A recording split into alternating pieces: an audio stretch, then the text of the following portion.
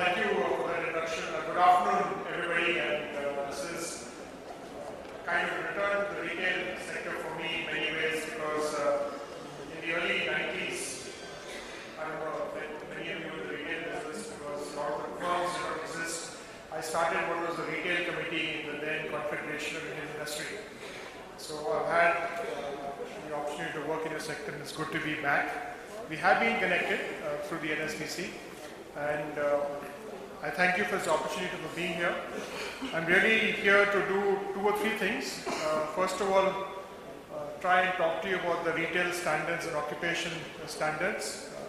Talk about the NSDC mandate, talk about what we're doing, and then different ways that you can engage with the journey that we are going through in transforming the lives of millions of people across the country. So I'm going to extend the brief to a bit more than just retail. And I will then leave an agenda which you could consider for adoption. So this is the retail industry. I won't spend any time on it because the more time the slide is up on, you'll find mistakes.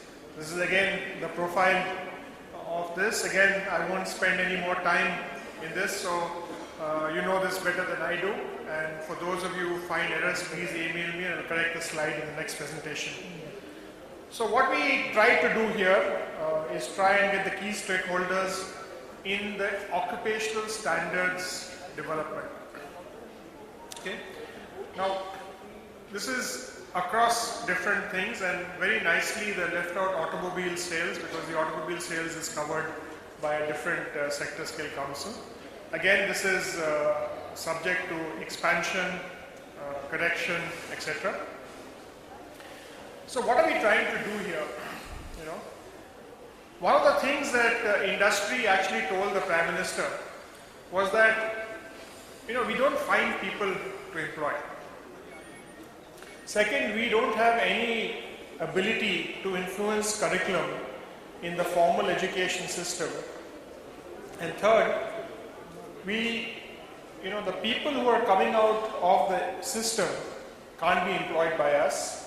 And we don't have a role in even assessing or certifying what people are actually learning and coming out of.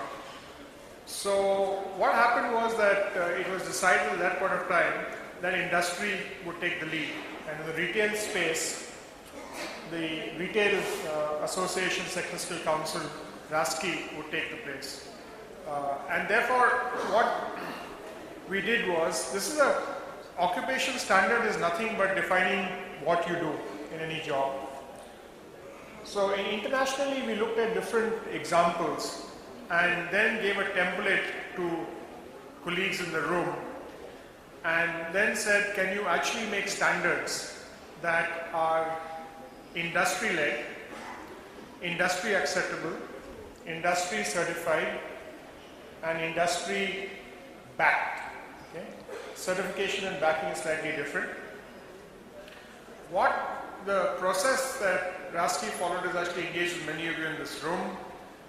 We developed the occupation standards and qualification packs. This is a technical term, but an occupation standard defines a standard of various things you do in a job, and all the occupation standards for a particular job form a qualification pack. And then also you did an occupational mapping, so how can a customer service associate in a firm become the CEO of a retail company if he so desires, and how does he have a lifelong learning and continuous growth in the company. Then the NSDC was given the mandate that we need to actually ensure that 80% of the entry-level jobs are mandated. And what it was, analysis done by RASCI was that 20% of the job roles that accounted for 80% of employment were identified. And it was circulated and inputs were received from all of you in this room. We